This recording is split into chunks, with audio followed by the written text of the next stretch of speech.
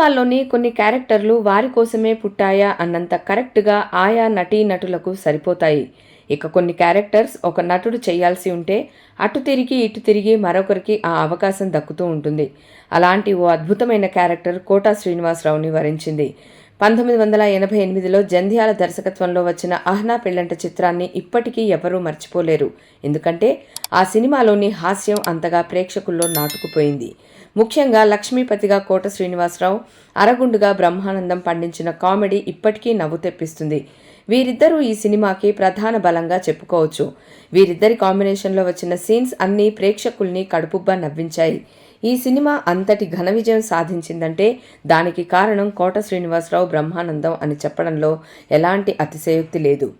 వాస్తవానికి లక్ష్మీపతి క్యారెక్టర్ కోట శ్రీనివాసరావుకి ఒక వరంలా లభించిందనే చెప్పాలి.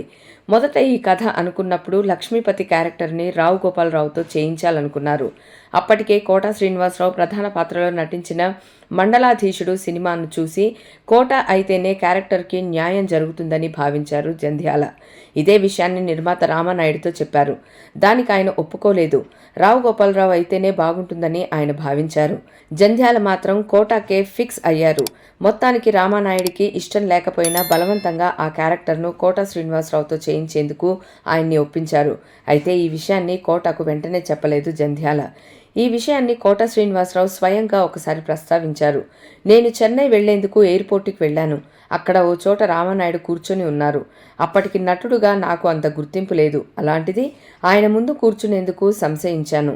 అప్పుడు ఆయనే నన్ను పిలిచి జంధ్యాలతో ఒక సినిమా ప్లాన్ చేశామయ్యా, ఈ రోజే ఫైనల్ అయింది. అందులో ఒక మంచి క్యారెక్టర్ ఉంది. అది వర్కౌట్ అవుతే సినిమా చాలా పెద్ద హిట్ అయిపోతుంది. దాన్ని రావు గోపాలరావుతో చేయించాలనుకున్నాను. జంధ్యాల మాత్రం నీతోనే చేయిస్తానని పట్టుపట్టాడు.